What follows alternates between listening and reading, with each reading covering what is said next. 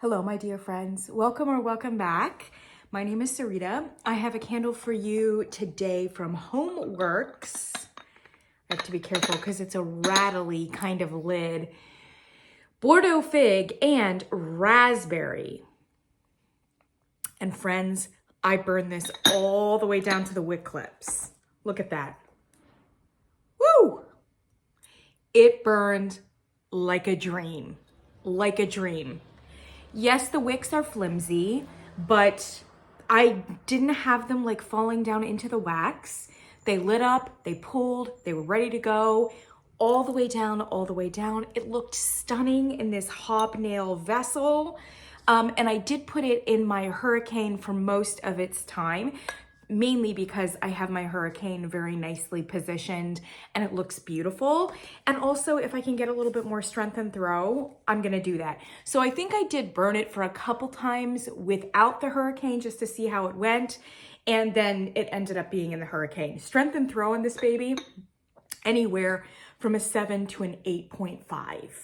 You heard that correctly, 8.5. Now, granted, that was in the hurricane. I don't think you're gonna get up to an 8.5 without the hurricane, but my hurricane tends to add about a half a point up to a full point. So just kind of estimate, you're definitely gonna get anywhere from like a 6 to a 7.5 without the hurricane, which I think is quite decent.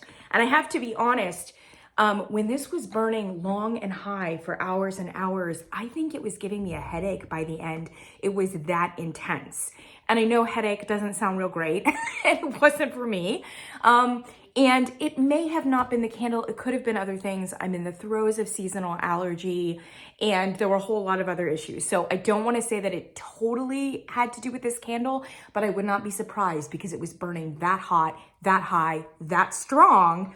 And it's a very jammy, sweet kind of fragrance.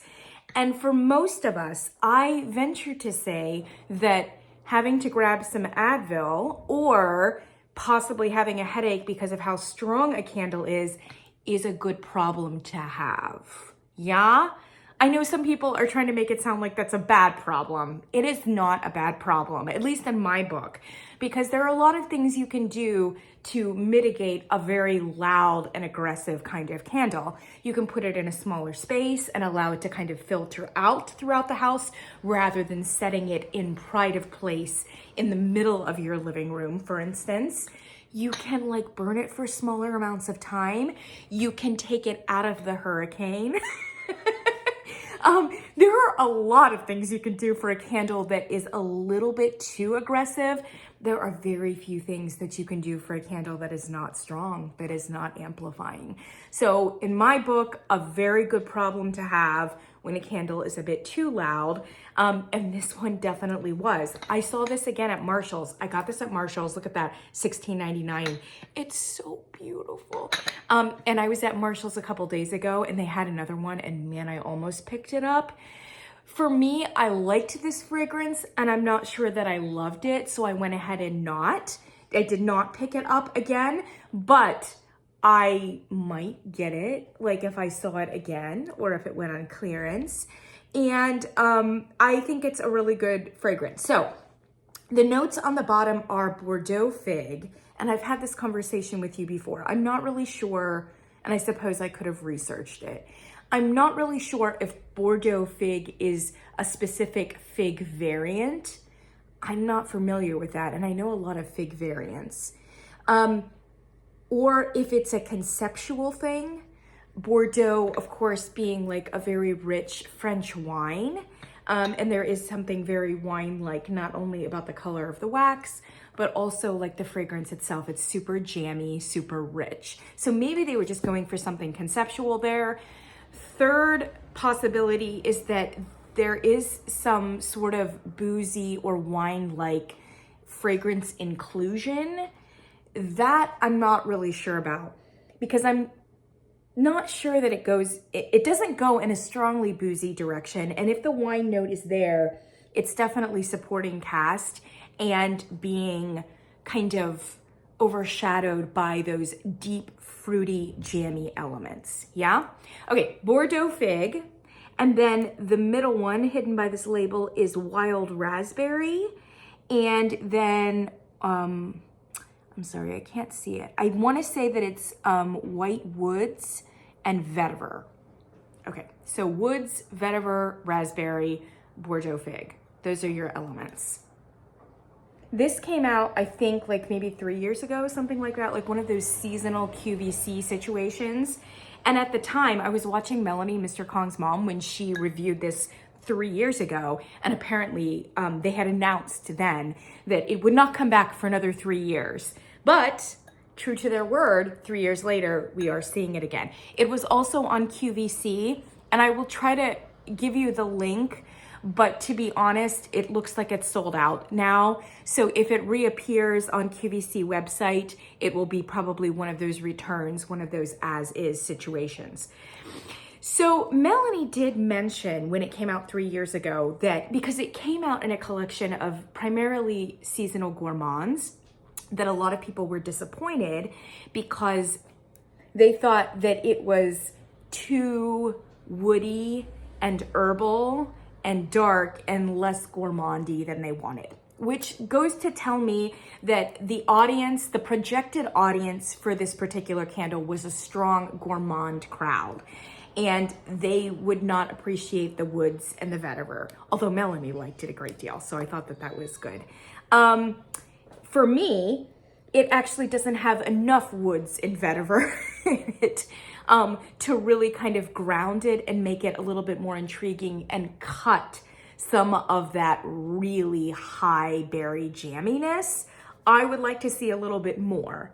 And that is what would take it to like a Sarita hoard-worthy kind of candle. I would definitely have repicked this up. So it's not quite woody enough for me, and I think it was too woody for the gourmand crowd, which puts it a little bit in a no man's land. But I also think, especially given its strong performance, that a lot of you would really, really like this candle.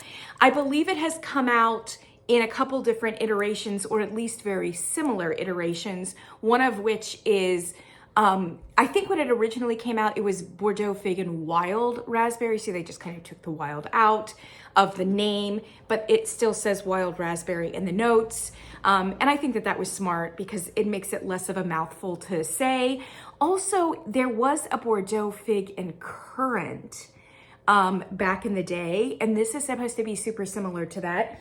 And when I hauled it, I did say that I thought that made more sense than raspberry. So if you're looking for a very strong raspberry here, I think you're gonna be a little bit disappointed.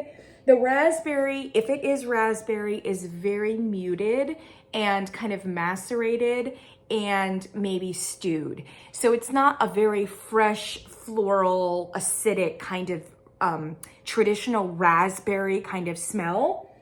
It smells a little bit to me more like currants, or when it was burning, it seemed a little cranberry-like to me. So like a cranberry fig. There was a real like tartness to it and more of a muted red fruit, but not like raspberry fruit. Like a currant-like fragrance note for me, which also made it extremely holiday with the fig and the cranberry. This would actually be a lovely fragrance to burn in November, close to Thanksgiving, because I do think that it goes very cranberry-like. But there were moments where I would just get a wave of fig. I mean, true fig. And that's what I love. I think that if it were a true wild raspberry, that the raspberry would overwhelm the fig a little bit, because the figs are a little, while they can be very aromatic, they also are a little bit more of a subtle and fragile kind of botanical element, which could easily be overwhelmed by the boldness and the zestiness of a real raspberry pop. This is much closer to a currant or a cranberry, which plays a lot nicer with the fig. There's kind of a, the powers of both of them are similar enough that neither one is being overwhelmed by the other. But together they're packing a very powerful punch. And given the fact that it performs and amplifies so well, again, I would highly recommend this to you for November, for Thanksgiving, for times when you've got a lot of family and friends coming over. I just really think that a lot of people would love this one. And if you can find it at Marshall's for $16.95, I mean, can you do better than that?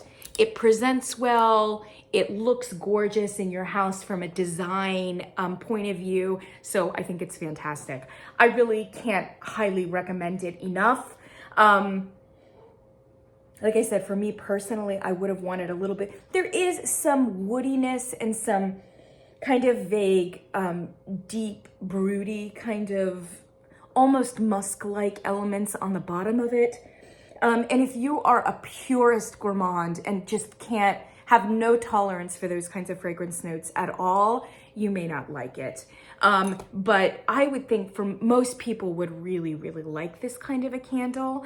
And even people like me who are not like, this is really sweet and it's very fruity, but it's got enough of something in it that is great. And those fruits, I love fig, and even the cranberry, and even the fact that it was like an 8.5 and possibly giving me a headache. I was just here for it. I don't know what else to say about it. It's fantastic. It's fantastic. Yes. And I don't know if you're counting or keeping track, but this is now like the second candle from Homeworx this fall. One of them I ordered from shop.com, that teak patchouli one, which is probably the most enjoyable fall candle that I've experienced this year. And then this one from Marshall's, Bordeaux Fig, that have performed great. I would have liked to have seen that patchouli teak wood one a little bit stronger. I made that clear, but especially in the hurricane, it performed decently enough, and it was a gorgeous fragrance. This one performed phenomenal, and I've heard whispers from other people who have been buying these Homeworx candles from Marshall's that they've had some similar experiences. And I do think it's probably too soon to give the green light on Homeworx. Melanie was saying that like a week ago. She was like, guys, while some of these are performing better or at least decently, I don't know that I can say that it's like a resolute or definitive improvement across the board. She knows more than I do. She like burns more Homeworx than I do and has been with the company for far longer. So I trust that she's probably right about that, but it is looking positive. And when I bought that Christmas in July candle that was terrible, I just thought, oh my gosh, Homeworx, just going down the tubes again, like we can't rely upon them. But maybe I spoke too soon. Maybe we're starting to see some little improvements, and I am here for it. 1000%. Not because I'm a huge Homeworx fan, but because I'm a candle fan. And I just really think that like rising tide lifts all ships, okay? I've not been impressed with Kringle this year, for instance. But what keeps every candle company honest is strong performance from other companies, right? I've noticed that I'm buying more Homeworx. If I see them especially accessible, I've been buying more Bath & Body Works, you know? This is what keeps every candle company on their toes. And when everybody is falling down on the job, then it's like a collusion.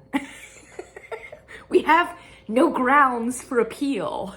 We can't go to another company, and you need to be able to do that. Like, thank you, capitalism.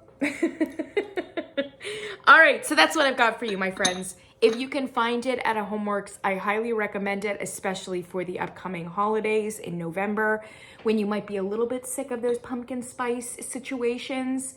Highly recommend. I will try to link down below the QVC. They were offering it for a very strong price because it was clearanced off. You did have to buy 2 of them.